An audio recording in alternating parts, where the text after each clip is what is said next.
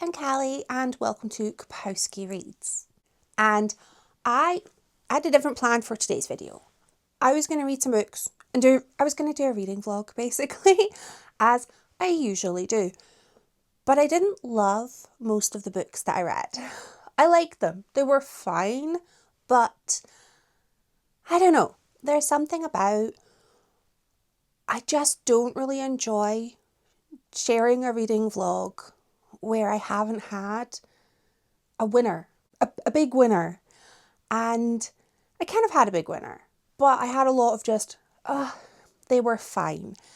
And frankly, I filmed a video, I didn't like it, I don't want to share it.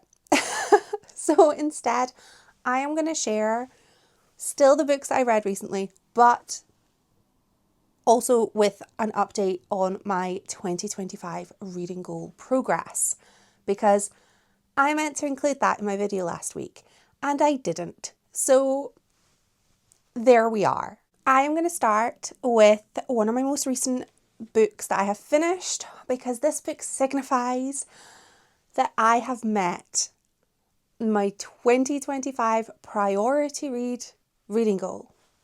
I finished Bury Your Gaze by Chuck Tingle, which was the last of my 12 priority reads for 2025. Basically, every book that I bought in 2024 was on that list.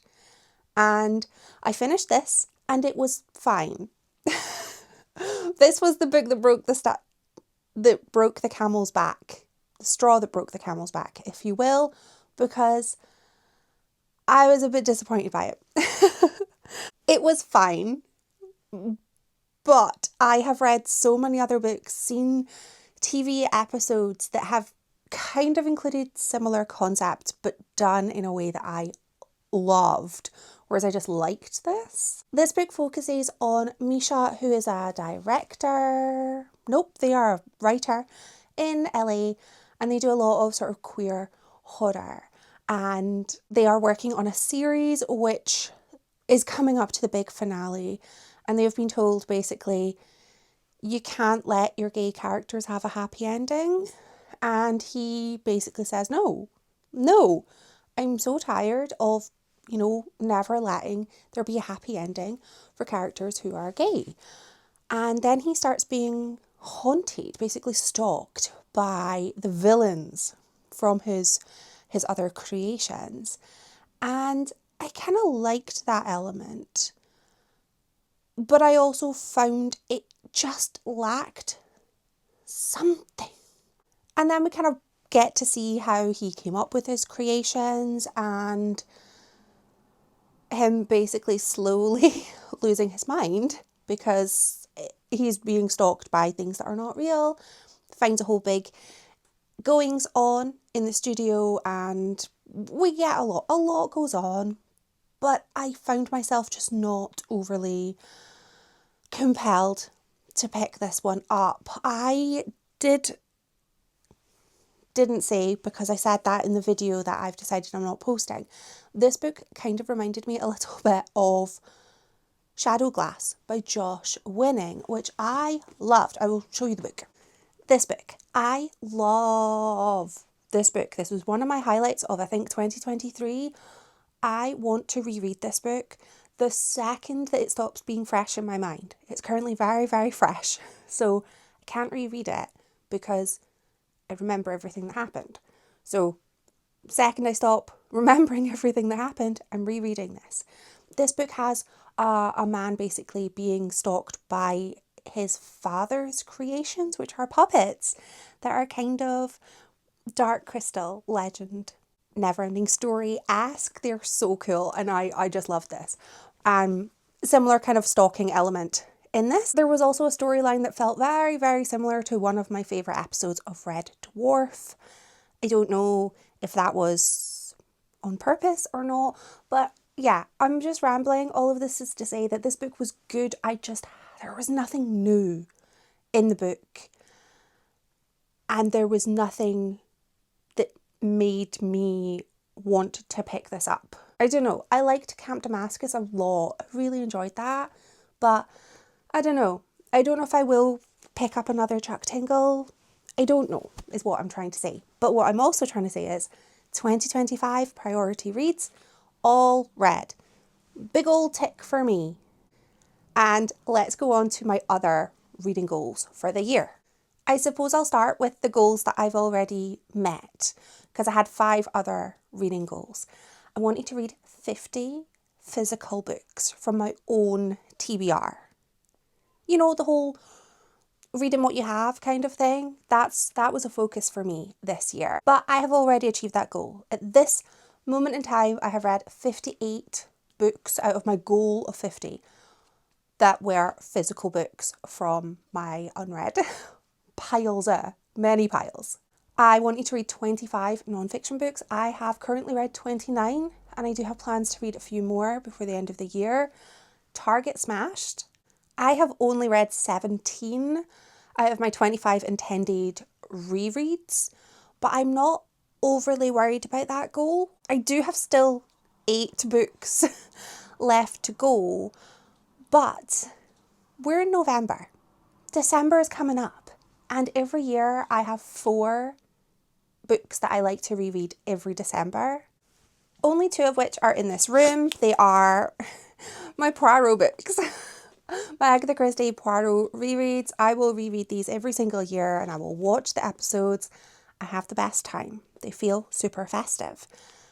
This is a short story collection and it's gorgeous, and this is a full-length novel, and no matter how many times I read it and I still remember everything that happens, I love it. So I'm going to be reading these. I'm going to reread A Christmas Carol, and I'm going to reread Hogfather. That's 4 rereads that I have planned for next month. I still have 2 of the Nightmare Verse books that I'm going to be reading. I want to read them before the end of autumn, which is these 2 books. That brings me up to 6 intended rereads. I'm not worried about this particular goal. I'm also not overly worried about my library goal, building up to the one I'm worried about. Can you tell? I have at this moment in time finished 19 physical library books out of my goal of 25 physical library books. And I still have 2 unread physical library books on the unit that is behind where my camera is. So I've got 2 there. I've got 2 books currently to pick up at the library. I'm waiting for my 3rd. So I'm not concerned about this particular goal. And I suppose this is a nice segue into another recent read, which is The Drift by C.J. Tudor, a library book, a physical library book. This focuses on 3 different storylines of people who are trapped in snow. They're trapped in like snowy conditions. We have each story focuses on a group of 6 people, 4 men, 2 women. We have a school bus that has had a bus accident, and the students are trying to basically survive. We have a cable car which is on its way to a retreat, and these 6 people wake up in the cable car and one of them is dead and chaos ensues. We also have a kind of remote cabin in the wilderness with 6 people who are working at a retreat basically, and chaos ensues. And we're kind of following a tale of human survival, and they need to escape where they are. We've got locked room mysteries going on as well, which I just love. And there is a real danger outside because this is a dystopian world where there are people called the Whistlers who are basically, for lack of a better word, zombies. They have been infected by a virus which sounds a lot like cholera, and they are called whistlers because when they breathe, it's like a wet whistle. And I felt offended because when I have breathing issues, which so often I do, my breathing sounds like that. So am I a whistler? I don't think I'm a zombie. Sometimes I look like one, but I'm not. This book had like 22 named characters by the end, and I did find myself getting a bit confused with who some of the characters were, but as is so often the case in A Tale of Survival, you don't want to get attached to people, don't worry. Those numbers will thin right down. And then suddenly you won't be worried because you'll remember who everybody is. I thought this was a really, really good book. It was probably it was my most favourite out of the books I have read recently. And I found myself having absolutely no idea where it was going to go, how the stories were going to link together. And when the reveals were revealed, I was just so impressed. I thought this book was so clever. And I really like this author. This is the second book I've read by her, and I want to read more. And I will read more because I had a great time. I love an isolated setting. Snowy landscape, murder. Yes, that's what I want in books. Now, on to the reading goal I'm kind of worried about. But I've got a plan. But I'm kind of worried about it. The final reading goal I had for 2025 was to read 25 books by Scottish authors. This shouldn't be hard for me. I was always reading a lot of Scottish fiction, but for some reason this year, I don't know. I think I don't know. No, I know what's happened. What has happened is when I make goals for the year, I look at those goals in January and February and I work towards them. I then ignore these goals. And then suddenly we're in November and I'm like, oh, let's have a look at the goals, see how I'm doing. And then I remember, oh, you've not been working towards those all year. So that's what's happened. And I am very, very behind in my Scottish reading goals for the year. As of this moment in time, I have finished 12 books by Scottish authors. 12. The two most recent, I've got no real schedule for this video. I'm just making things up, putting things in where I think they work. These are the two most recent books I have read by Scottish authors. I have Val McDermid's Queen Macbeth, which is a very, very short book. This is part of a collection of 5 where we have established authors who are rewriting historical Scottish stories. And I think a huge part of enjoying this book would maybe be having read Macbeth or seen it or had any sort of knowledge of Macbeth outside of watching The Simpsons, which is where I get all of my Shakespeare references. The Simpsons and the films of like the late 90s and 2000s. Yeah, so this was fine, but I wasn't overly into it. But I don't think that's the author's fault. I don't think that's anybody's fault other than my own lack of interest in the original source material. But it's also a library book. So, it worked for 2 of my goals. And The Murmurs by Michael J. Malone. This is really shiny. I will tell you what the blurb says about this book, but I will also tell you the blurb is wrong. Or at least, it's not super accurate.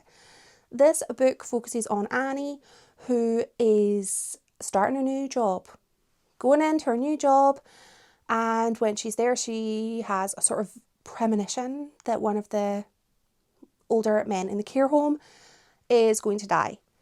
And she's basically plagued with premonitions of people's death. And that's what the blurb on the back of this physical book says. It's a family curse that has sort of plagued her family lines, gone through generations, and I was very intrigued by this. When I marked the book on Goodreads, it said it was also focusing on religious zealotry, and had that been written on the book, I would not have picked it up. Because that's not something I don't really want to read that. No thank you. But I would also argue neither of those blurbs are overly accurate to the book. Yes, they are elements covered by the book, but mainly this is a thriller about murder. It's a thriller about murders being covered up, deaths being covered up, a little bit of a family saga, I suppose. But this is just one of a long line of books where I have been kind of misled by the blurb. It was a fun time, but I did go through peaks and lows highs and lows with this book, where I was loving it or I was hating it. There was a very horrible religious figure, a pastor, who was just... I don't skip when I'm reading. I will read every page unless it's really gory or violent. I might skim those sections, but otherwise I am reading every single line of every single book I read. But I really didn't want to read the bits with him in it. But I did read them. They were awful, but they were few and far between. I had some issues with the sort of romance. There was a romance in this. There didn't need to be a romance, and I did not even realise there was a romance until I was told, oh, romantic incomings, and was like, what? You've known him for like a week. You've known him for a week, and he's really creepy. Why is nobody else noticing this guy is creepy? I also had an issue with, I'm just going for it now, I don't know of any pastor in Scotland. I'm not saying we don't have pastors, but generally we have, like, I had a school reverend, we have vicars and priests. I've never really, we've got ministers, but I've never really been aware of anyone being a pastor in Scotland. But I don't live in the Highlands, and this book does take place partially in the Highlands, so maybe that's the thing. There, I had some issues with the timeline. There are some historical moments that just, they focus on two different elements that happened in Scottish history, but there's such a huge, it's like 100 years between things that I just thought, how... Anyway, I'm sure this was well researched, and it was just my knowledge bank maybe being wrong, but there were just some parts of this book I could not get past. It was fine though. And I say it was fine, but there are 2 more books in the series and I will 100% be picking those up. So maybe it was more than fine. I think, yeah, anyway, this was the most recent Scottish book I have read. I do have a plan though. I really like, as the year winds itself down, to go on little walks. I've been enjoying walks before now, not to boast, but I've been enjoying some little walks, getting some fresh air, and I kind of love having an audiobook when I go for a walk. I have got a whole stash of MC Beaton audiobooks from my library. They didn't have them before, and now they do, so they're new in, and I'm like, yes, a murder mystery walk with a hot beverage and a big scarf sounds charming. So I have plans to make my way through whatever MC Beaton books I can get from my library. And for anybody who doesn't know who MC Beaton she was a Scottish author who wrote Cozy Crime. 2 of her biggest series were actually adapted for TV. There was Hamish Macbeth, who who's that man? There was a really famous guy who was in her Hamish Macbeth series. I can't remember his name. He played Rumpelstiltskin in Once Upon a Time. It's not Robbie Coltrane. I will find out. He's famous. He was in it. And she did Agatha Raisin, which in the adaptation was kind of a younger sort of spoof of Agatha Christie, Miss Marple kind of thing, but it's set in modern day, and I find her books just super charming, and I love a cozy murder mystery. So while I've got a long way to go with this particular reading goal, I have plans, and I'm worried, but I'm also cautiously optimistic, maybe. So yes, this is just a really kind of garbled thought dump kind of video, because I just wanted to share my recent books, but I had no real vlog. I didn't like it. So here we are, and I wanted to share with you my reading goals for the year and my progress so far. And while I do still have, I think worked out as maybe 30 more books to go, just because I can overlap some goals, I'm not worried. I feel good about this. Am I delusional? Maybe. Probably. Anyway, thank you so much for watching. Please let me know if you have any reading goals left for the year that you are trying to achieve. And yeah, I'll see you next time, and hopefully I will be less rambly, but I make no promises. Thank you for watching. Bye.